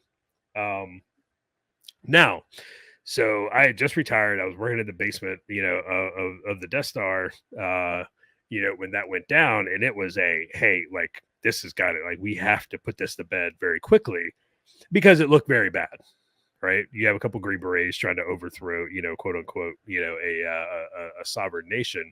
It was like, well, that's what they do, right? I mean, that's kind of their charter. When you think about it, it was kind of like that coup. That coup in Africa, right? There's only been 100 this year, and that one. Yeah, those dudes are rolling into town. All these fighters are rolling into town. That van door opens up, and there's two Green Berets sitting there, and they're like, "Oh, don't hiding their face." It was like, "Ooh, yeah, that doesn't look good." Anyway, so they just arrested one of the guys that was involved with that in New York City day before yesterday. This happened years ago, right? So you still got the two clowns that are in prison in Caracas, but on the same day or the day after the Venezuelan election, one of their co-conspirators in the States gets arrested. And this happened years ago. Like, I mean, this was in, when did that go down? That was 2020 that they tried that. So 4 years later, right after the Venezuelan election, goes sideways, something happened. And we come out and we say, well, we respect them, we respect their election results, and we got to, just make sure you guys are doing the right thing. And that dude gets arrested. I'm not saying there's a black helicopter, but I'm saying that they're just making it really hard for me not to believe in black helicopters. That's all I'm saying. A quick story about those dudes in prison in Venezuela. So I was spending obviously some time down at the border. Y'all know that, the listeners. And, there's obviously a lot of Venezuelans coming over the border, right? And we talk to these folks to figure out what's going on, why they came over, so on and so forth, other things as well. And my partner was talking to a couple Venezuelan dudes, and I was coming in the gate. He was talking to him. They were out for a smoke break. And I waved to him. I waved to my buddy. He waves back. And the Venezuelan dudes did not wave back at me. They were just watching me. And I'm like, oh, okay. All right. I see how that goes. Walked by, forgot all about it. And then my partner, who was talking to him, he comes up to me later and he's like, dude, you're never going to believe this. He goes, when they saw you walk by, one of the Venezuelans said, I knew those guys would get out. And I was like, what was he talking about? Apparently, I look just like one of those dudes who got rolled up by the Venezuelans. I look just like him. And that dude thought I was him. So my partner, quick thinker that he is, he's actually a listener. My partner, quick thinker that he is, like, oh yeah, that's him. All right. He's like, that's who you're talking to right now. I got him out. He's like, no way. And my buddy's like, oh yeah, that's who you're talking to. Maybe I can arrange, you can talk to this guy later and y'all can, whatever. But these two guys, that we were talking to were very anti-Maduro, obviously. So when they saw somebody who was trying to overthrow, or somebody they thought was the person who was trying to overthrow Maduro, they were like, that guy's a national hero to me, So that's funny. I didn't know that I looked like one of those dudes, but that's kind of funny. You got a free lunch out of it, didn't you? Yeah. So I did not know that Silver Corp USA was tied to that whole thing, Operation Gideon. Yeah. I didn't realize that. Folks, listeners, pro tip: if a billionaire approaches you and has what seems to be a harebrained and daring idea to overthrow a foreign government, best just to kind of say no. Just best kind of say no on that. So, Josh, they were released. They were swapped for a Maduro ally last year. That's good because those dudes. I just found that out. I didn't realize that. I think that they were true believers and all that stuff. But, as dumb as that stunt was, the prison that they were in Caracas, they paid for their dumb stunt. That was a bad prison. Very bad. And those guys broke. I can guarantee you they broke. But you know what? I mean, we talked about how harebrained it was and how dumb. But not 3 weeks ago, man. I mean, a dude on a rooftop, slanted rooftop, right, comes within, a couple millimeters. So I want to throw this out. It's a little change of subject, and I know we want to talk about some Olympics at the end, but Thomas Crook's phone. So apparently there are encrypted apps. Now, I think I know how we all think about this, but kind of want to get y'all's opinion on it. There are encrypted apps that law enforcement entities still cannot get into. And now, of course, they're blaming, Apple, and they're blaming the app makers and this and that. The guy's dead. He has no more, expectation of privacy. HIPAA doesn't apply, all that stuff or whatever. I'll throw it over to Josh first. I mean, what's your thoughts on do you think the rule of thumb is, hey, man, it's encrypted, you can't get into it, tough crap? Or do you think that the government should have some ability to break those things open? I don't think the government should have the ability to break those things open. What? Explain. In this case, explain.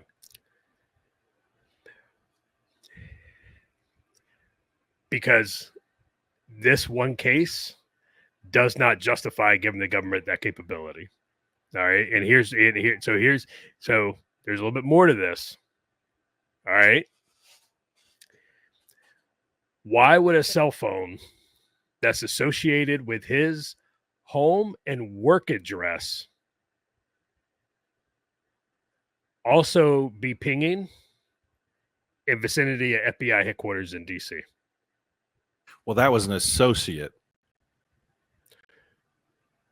Was it an associate? Because No, not an so all I associate. read It's is a phone someone that had associated with contact with him. crooks. Yes. It wasn't his. Yes. I mean, it wasn't his phone that pinged.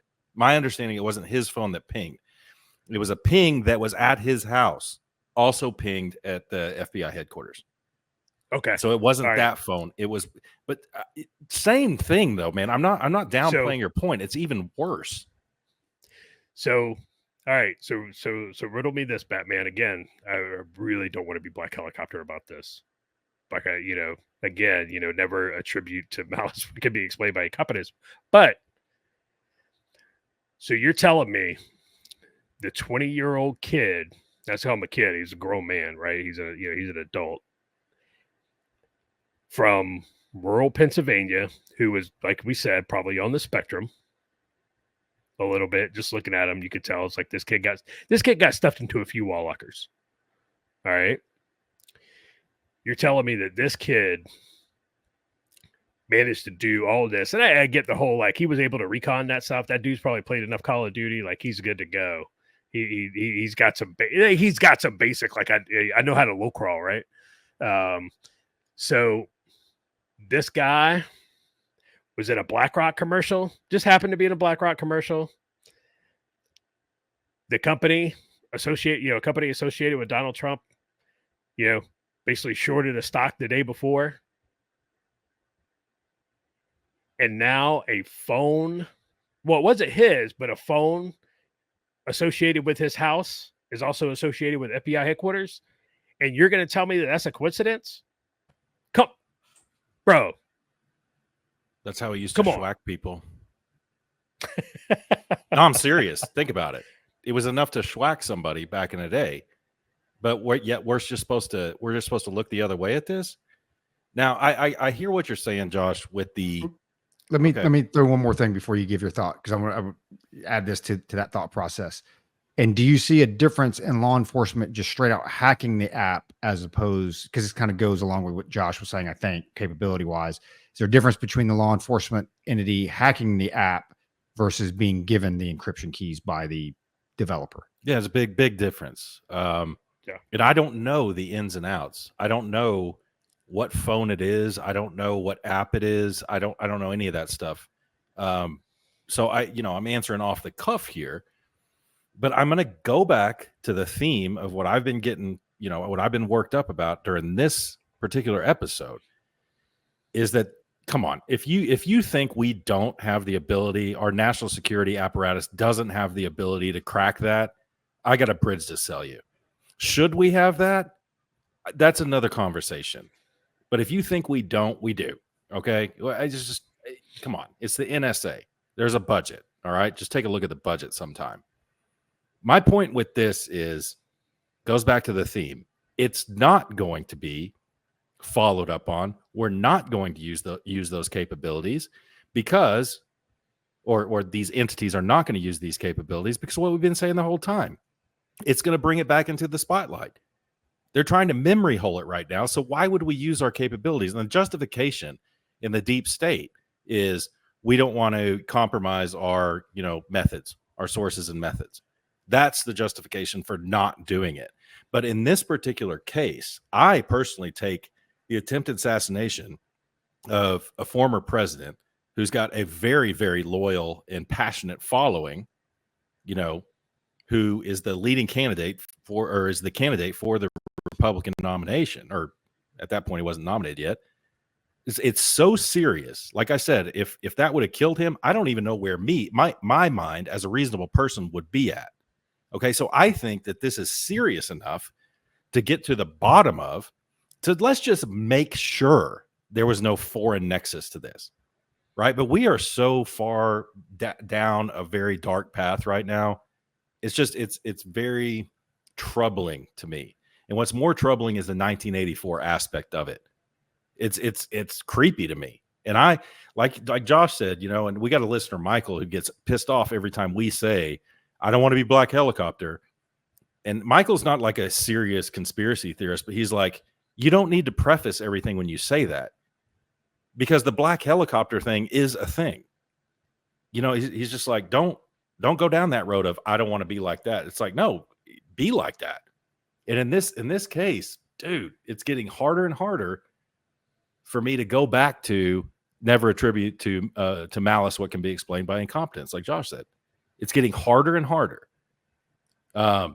So yeah, we always do a horrible job of answering Roger's questions, but I would be fine with whoever created that app handing them the keys and saying, "Hey, here you go." But the government, and like, but he said, they probably already have the capability. If they have the capability, then why are they saying they can't get into it? Just go ahead and. I explained why. But here's the thing: he has no civil rights. He's dead. He's exactly. Dead. So I have a bigger problem with the developer, and I think this kind of goes back to your initial statement with the capability. I have or maybe now that I think about it, not so much, but I have a bigger problem with the developer releasing the keys versus the government just hacking it. Like, if you just want, and you want it, you can hack it. I would rather you do that than the developer, because that goes back to the gun safe. What was the company that was giving up? Oh, yeah, Liberty. Right. No, yeah. So you're right. I would rather the developer just not do it. Maybe I'm reading you guys wrong here, but you guys are talking about this dude like he's still alive and he still has rights. No, he's dead, and he's a John Wilkes Booth type who tried to assassinate the president. Now, if he was still alive, hey, I hate it as much as you guys do. He still has rights, but he's dead. He's not a person anymore. He's not a U.S. citizen anymore. There are no rights. But are his co-conspirators dead? Well, you can't assume that his co-conspirators are U.S. persons, right? That's true. No, it's so, dude. At the end of the day, yeah, you don't want to reveal sources and means and stuff like that. You don't have to reveal, you don't have to reveal sources and means. Just go ahead and crack it. Do your thing, and release it. You don't have to tell you don't have to tell them how you did it.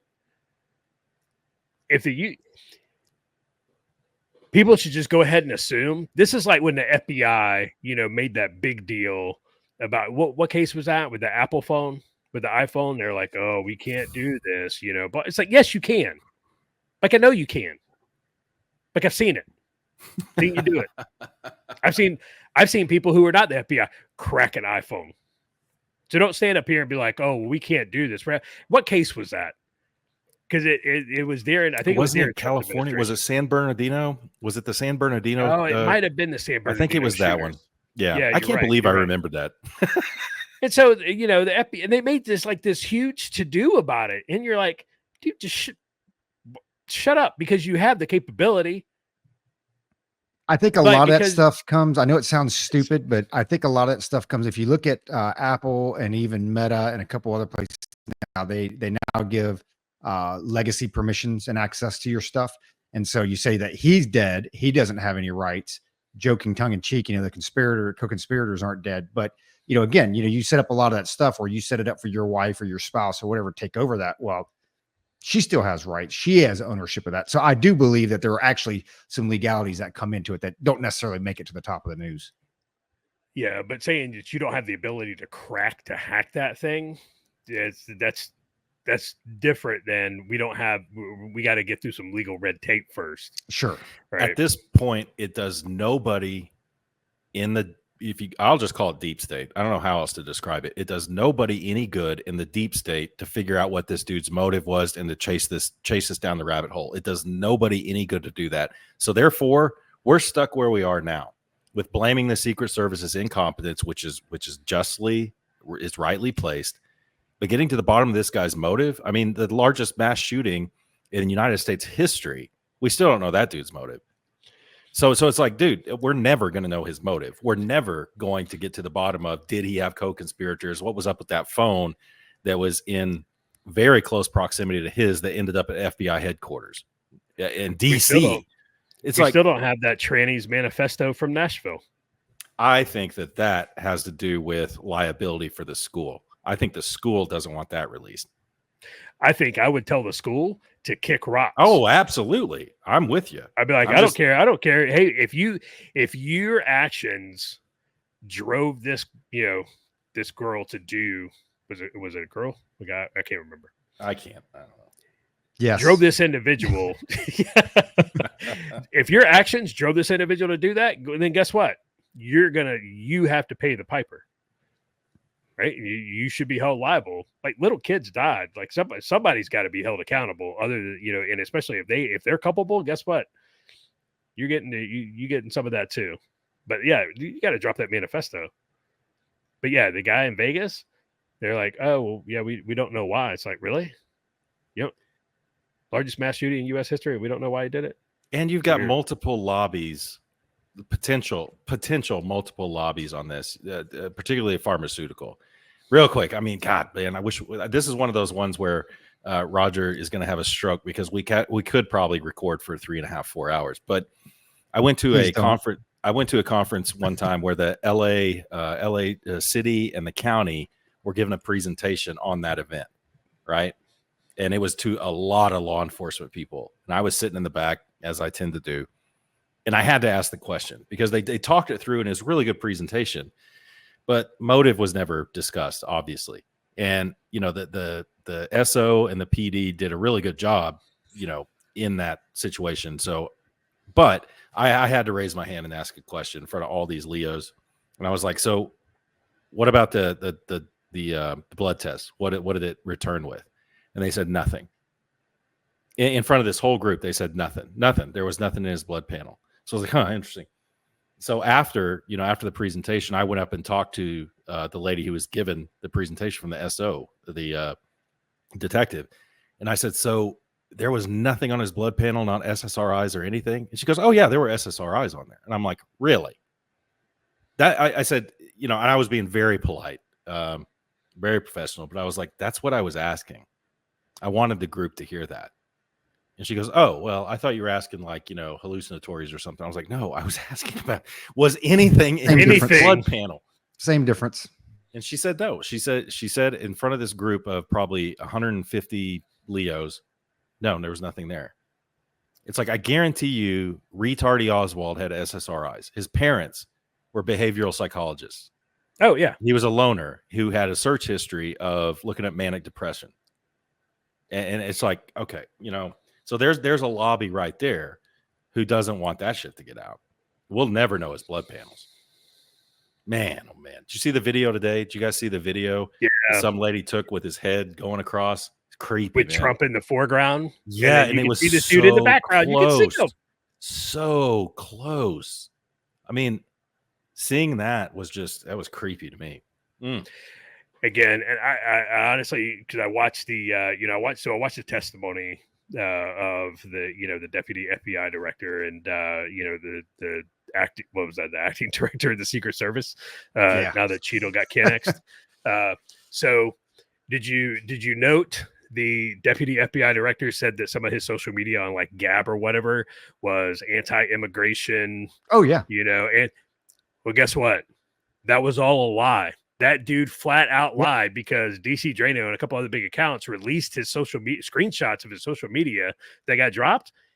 Dude, it was all leftist talking points. It was, pro-immigration. It was anti-Trump, anti-conservative. But that dude sat right there and lied about it.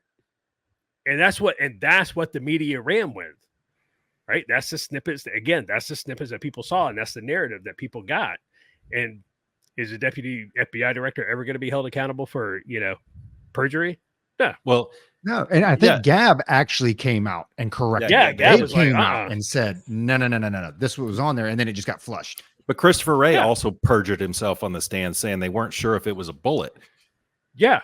And then the Secret Service guys like, no, seriously? I really don't know. You got the Joy Reids and everybody there was like, come on, Kennedy. Man. And again, these hearings accomplished nothing. They accomplish absolutely nothing. They are the circus to entertain people like us. When Kennedy basically forced him to say, yes, Donald Trump was hit by a bullet. It is, that is, unquestionable. Without a doubt, Donald Trump was shot, by bullet. Kennedy made him say that. And then Kennedy made him also try and answer who cut the check to Strauss and what's her face for the the Russia. So Lisa Page. Was it Josh Hawley who the acting director and him got into a little scrape? I think Josh Hawley was like trying to get us some accountability. And one of the follow-ups, I was like, I can't believe you're not following up on this, because he's like, who was it? Who made that call? He's like, I'm not going to rush to judgment because we're still looking at it from a inspector general. And some of these people are still operational. Some of them are involved in investigation. It's like where my mind went immediately. If I was Josh Hawley in that, it's like, are these people that you're talking about involved in this particular investigation? As to what happened that day, that was never asked. And I think it was just kind of overlooked. Yeah. But still, that was his reason. Well, they're still operational and they're still on investigative duties. It's like, are they investigating this? Are they investigating this? Because that is a clear conflict of interest. If they're 100%. investigating, it's like, yeah, Josh, you're right. It accomplished nothing. And people are like on X, they're like, well, somebody got fired. Cheeto got fired. No, she resigned. She was forced to resign, probably, but she resigned. It's like, dude, you can sit up there. I did not like that dude. I did not like his bluster. It didn't come off well to me. A lot of people, I want to fight that dude. Yeah, exactly. Because he's all like, well, no, you're covering your ass is what you're doing. Y'all are circling the wagons. And I'll give this to the military. I'll give this to DOD, even though they have sometimes they have this mentality in the past that if somebody messed up in DOD, a lot of times they'll burn that person to the ground. They'll get relieved of command. It doesn't even matter. It's like, how about this, man? How about just putting them on leave with pay? How about that? How about anything? How about anything? And then when he said, God, I'm going off now. When he said this was what did he say? A crisis of imagination, or what did he say? Yes, a And crisis of imagination. It's like we never thought that anybody would want to harm a former president.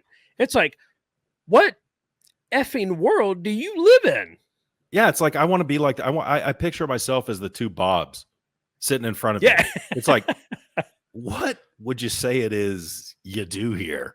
It's like, what the I when he said that, when he was like, it was a crisis of imagine it. We could not put together that somebody would want to harm. It's like, why do you think you exist? When did you come into existence? Why was the Secret Service created? It was created after Lincoln got his head turned into a canoe.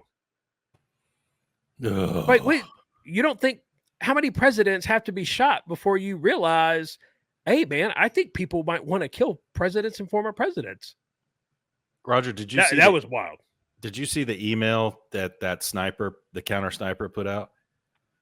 Yes, that leaked. Dude, he flamed. Oh, yeah. Yes, I did see that. Yeah, I saw. So he's Secret Service guy. Yep. Yeah. He replied to an internal email. Email, like reply all. Have you ever replied all by accident? Oh my God. But he was doing it on purpose. And it turns out that email, they tried to scrub that email from the servers within Secret Service, but it was too late. It had already been leaked. And yeah, he basically just flamed it. I feel for that guy. I really do. It's like, now this is a liability. Now the fact that I've been a Secret Service counter sniper for 20 years, I want to leave. No one's going to want to hire me. Well, it's not necessarily true, but he's right. It's like, that's a black mark. You were involved in that. It's horrible, man. If I would, dude, and this is where, hey, you want to fix the Secret Service? You go to that guy and you say, do you want to be director of the Secret Service? You get to be king because you know it needs to be fixed. Go do it. You have all the authority in the world. Go do it. And the gay argument against that, right? And this is why it's so messed up at the SES level is like, oh, well, Josh, we couldn't do that. That guy's got no experience in budgeting and personnel management. Yeah, seriously, that's what it is. He's not Lean Sigma 6 black belt person. Exactly. Oh, man. Don't get me started. Dude, let's transition real quick. So I'm looking at the medal count, and this doesn't seem right, but the U.S. is leading the medal count, but I never look at the actual medal count. I look at the gold. It's all about gold. Yeah. So we're not leading the gold. It seems like we have more than 4 golds, but like this is CBS. We do. That's okay. old. Okay, it's old. But still, I think we have 5. So, but China's got 8. China's leading the gold count. But I think a lot of our heavy metal stuff doesn't come in until next week. track and field, baby. Track and field, basketball, those type of things. I mean, that's where we take our, make a lot of our money. So in the gold, it's China, France, Japan, Australia, Great Britain, South Korea, and then us. We're in 7th place as far as gold medals go. It's I'm super happy for any U.S. athlete that wins a medal. Yes. Like the women's rugby team, that was kind of crazy. The men's when did they start gymnastics wearing team- helmets? What? Okay, I got to stop right there. So I had never watched one. I didn't even know there was a women's rugby team. Period. Okay, so it was a new for me, man. As far as like Josh said, it was right at the time they started allowing breakdance into the Olympics. So I was like, okay, so now we have a women's rugby team, and they're athletes, man. Don't get me wrong. But they were wearing, not all of them, some of them were wearing like these soft padded shelled helmets that like you see NFL players wear over their regular helmet. Like to me, that defeats the whole point of rugby. Like if you're wearing a helmet, then you're no longer playing rugby. I mean, you're trying to play some diminished version of American football, right? I mean, that's whatever. I like the men's gymnastics team, man. Those dudes are like, these female athletes, they're grooming is the wrong word, obviously, but they start their careers at like 4. My daughter, my wife took her into a gymnastics clinic. It's the one that what's his name, who coached the Romanian chick. I'm blanking on names now, but my wife took her in at age like 3 or 4, just to measure her capabilities. And the coaches basically said at age 3 or 4, they said, yeah, she doesn't have a future in this. They can tell at that age. And they credit to them. They were honest. They're like, yeah, you're wasting your time. She's never going to be a gymnast. And this was at age 3 or 4. So these poor girls have been in this, and it's like they're expected to win gold. And men's gymnastics is just like an afterthought. And these dudes, I thought that their stories were way more compelling than the female gymnasts. I'm not taking anything away from the female gymnasts, but their stories are very compelling. And Sure. it's like, and they just busted their ass. Like the one dude from Michigan. What's his name? It was so compelling. I can't remember his name, but but anyway, I'm having fun watching this. It's just some of the events I'm not like. The 3-on-3 basketball just is unwatchable. It's horrible. Even the men's is just bad. Yeah, it is. But yeah, I mean the swimming's been interesting. Katie Ledecky just killed it today. The 1500. Dude, she placed in that 1500 meters. She was 10 seconds ahead of the second place. Like they had to pan the camera out to show the French chick, catching up to her or placing second. Dude, it's incredible. And occasionally a foreign athlete, will have a performance that I'll just be like, okay, that's impressive. And the French dude, the French swimmer, Marchand, I can't remember his name, but he was unbelievable. In the 400 IM, like he's better than Michael Phelps was. He really is. The guy is phenomenal. But here's the thing, Josh, is a lot of these athletes, especially in swimming, the reason they're good, with the exception of the Romanian guy, the reason they're good is because they were coached in the U.S. Like the Arizona State coach who coached the French guy, he's on the sidelines cheering that dude because he coached him. It's like, and it's like that with a lot of countries, man. Yeah, the Romanian kid's good. And he's young, man. They say he's like 18, 19. Yeah. Yeah. Good kid too, man. Seems like a good kid. We need to do an episode on the Olympics because I have a lot, especially with age. I was hoping we were going to bring it up, but we went down, some other paths or whatever. The oldest U.S. team. Yeah, the oldest U.S. team member, he's at the team count, he's 30, 32, 31, something like that.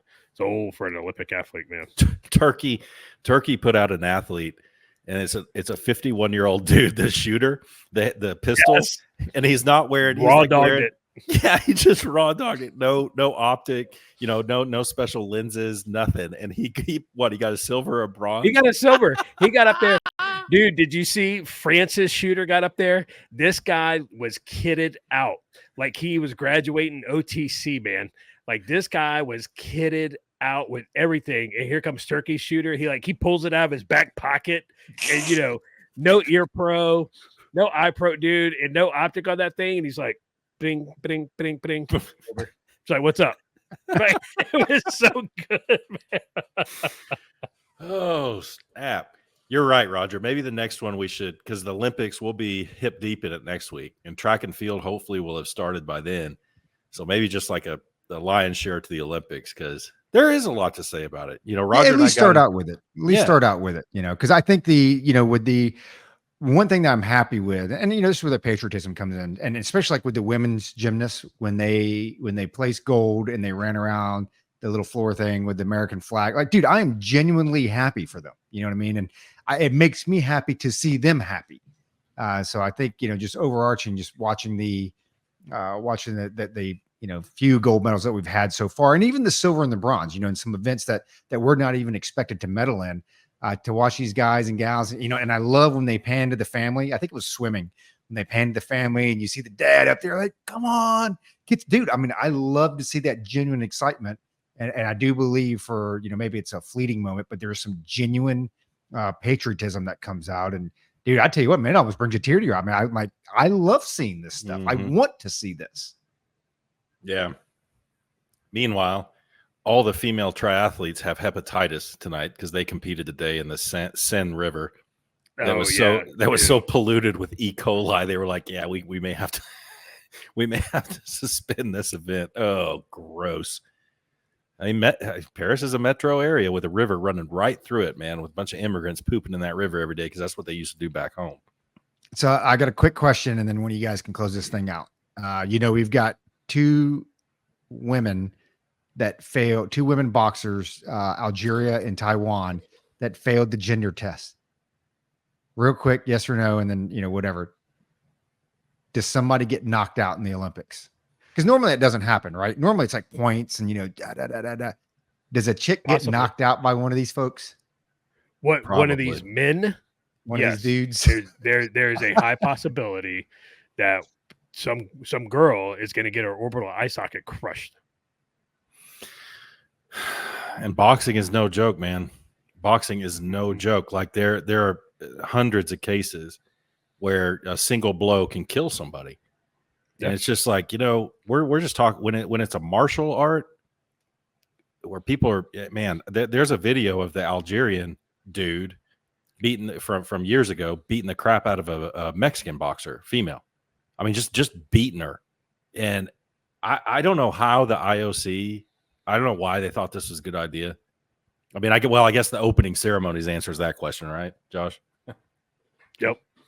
So, hey, man, I'm to the point to where as long as women allow this and as long as women don't stand up and, start boycotting this and start speaking up, hey, guess what? You're just going to get punched in the face, figuratively and literally. Yep. With that, that's going to do us. Another episode in the books. We appreciate your time. We'll get some shout outs on the next one. Keep those canteen cups full, stay frosty, and go cheer on Team USA.